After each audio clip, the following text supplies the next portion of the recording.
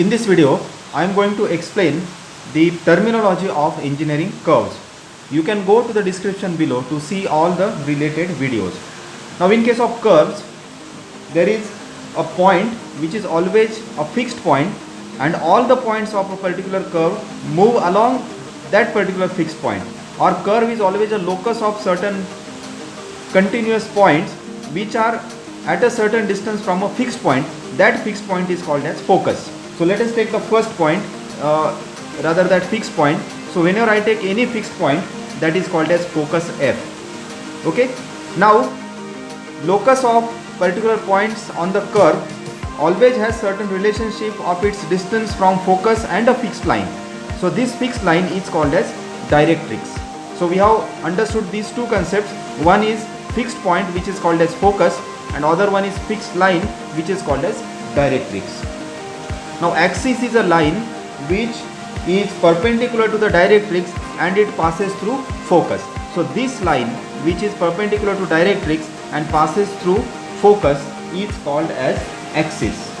Okay. Now let us take one example so that you will understand all these different terminology. Let us say I take a curve like parabola or ellipse. Let us take ellipse first. So ellipse is a curve something like this. I am just drawing it freehand. Okay.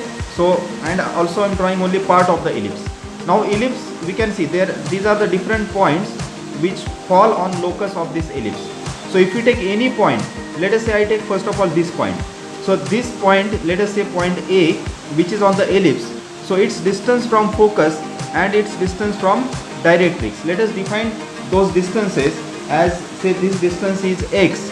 So distance of this point from directrix is say x, and distance of the same point from focus is say y. So this distance is y. Okay. So whenever I take these two distances, then there is a terminology called as eccentricity.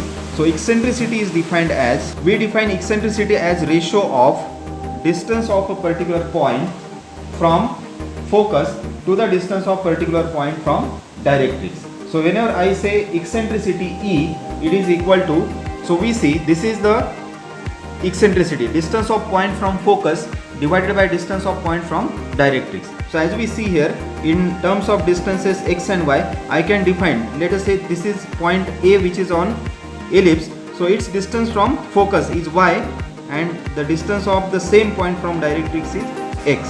So this y by x is called as eccentricity. Now as this locus, as we go on tracing the locus, let us say another point, let us say this point.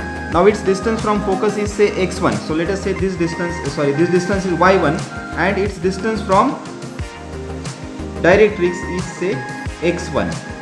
Okay. So we can also write eccentricity as y1 by x1. And remember, for a particular curve, this eccentricity is always constant.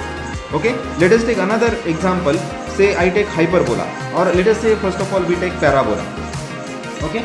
So in case of parabola, generally the distances are so marked. So as let us say this is parabola. Okay. So in case of parabola, if I take this one point on the locus of parabola, then its distance from focus and distance from directrix, it is always same, and that's why for parabola eccentricity is always equal to 1. If we take eccentricity of ellipse, we can see distance, it is y1 by x1. That means y1 is less than x1. So definitely E will be less than 1 for ellipse. And as we just have seen, as far as parabola is concerned, as we go on changing the distances, then this distance, as I go on moving the point, then these distances will always be same. That's why E is equal to 1 for parabola. So E equal to 1 is the eccentricity value for parabola.